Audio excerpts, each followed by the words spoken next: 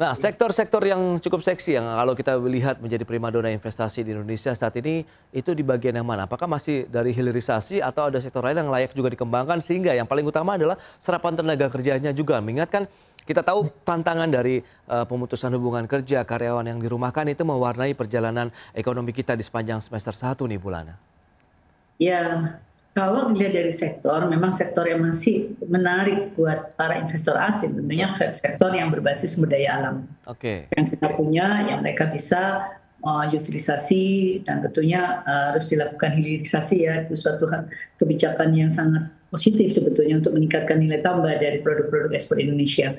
Nah, yang tradisional seperti itu ditambah juga ya tentunya yang berkaitan dengan market. Nah, yang berkaitan dengan market ini, maaf sebetulnya sampai ke market, yang tadi berkaitan dengan investasi-investasi yang terkait dengan hulu, dengan sumber daya manusia tadi, memang nggak bisa banyak serapan tenaga kerjanya Mas Pras. Karena mereka saat ini menggunakan teknologi yang semakin lama semakin canggih, yang berdampak pada mengurangi jumlah tenaga kerja.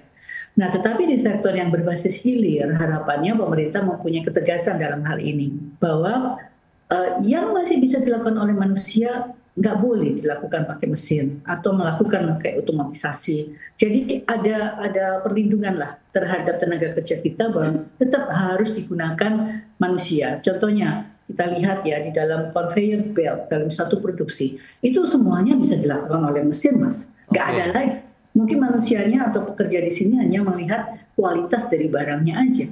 Kalau mau mengecek kualitas, berapa banyak sih yang dibutuhkan? Terus kemudian kalau di dalam industri yang berbasis hilir lagi ya, yang terkait dengan serapan tenaga kerja yang banyak ya, sektor-sektor misalnya seperti apparel gitu ya, tekstil, itu ya, terus mungkin alas kaki, sepatu. Nah ini yang bisa kita harapkan untuk pemerintah itu betul-betul melindungi tenaga kerja kita. Ya karena bagaimanapun nanti kalau targetnya market yang ada di Indonesia, kalau pekerja ini istilahnya nggak banyak bekerja, terus kemudian mereka banyak bekerja di sektor informal yang pendapatannya relatif tidak ada kepastian, yang juga nggak akan membeli juga barang itu. Sekarang sih mungkin mereka masih membeli, tetapi lama-kelamaan kalau nggak ada pendapatan yang mereka punya kepastian, ya mereka akan menunda pembelian itu sampai mereka yakin kebutuhan utama mereka terpenuhi. Nah, ini pasti ada semacam suatu lingkaran ya, yang harus betul-betul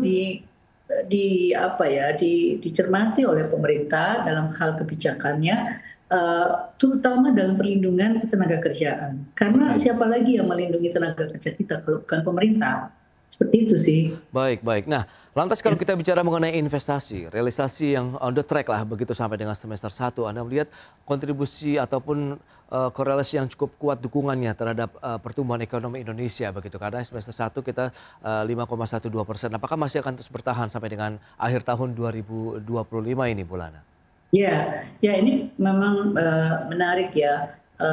Barangkali kita berharap Badan Pusat Statistik betul-betul menjelaskan kepada publik gitu ya, karena PMTB-nya itu memberikan kontribusi yang sangat besar, yaitu pembentukan modal tetap bruto.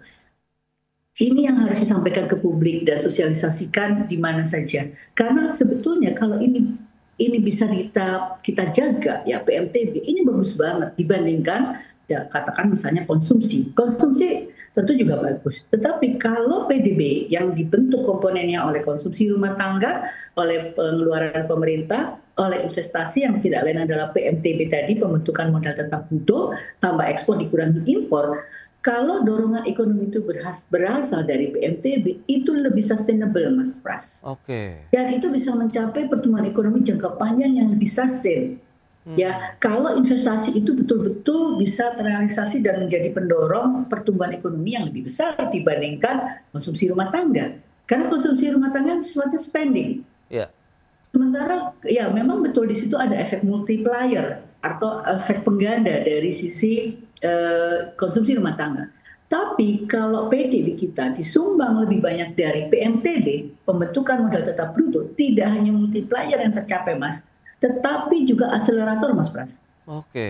Akselerator ini akan mendorong ya dorongan ekonomi yang lebih kuat karena tidak hanya multiplier yang dia ciptakan, tapi dia juga multiplier. Jadi akselerator. Jadi dengan satu unit bahan baku, Kalau multiplier katakanlah bisa menghasilkan 2 atau 3, dengan akselerator itu bisa 5 kali, Mas Pras.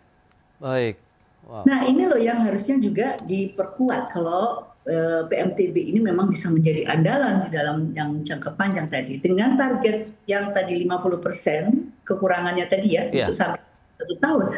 Saya kira kita bisa menjaga kalau ini bisa direalisasikan untuk 50% di paruh kedua tahun 2025. Oke. Kita bisa menjaga pertumbuhan kita di atas 5%, relatif stabil lah, seperti di kisaran sekarang 5,0 sampai 5,1 itu masih bisa tercapai.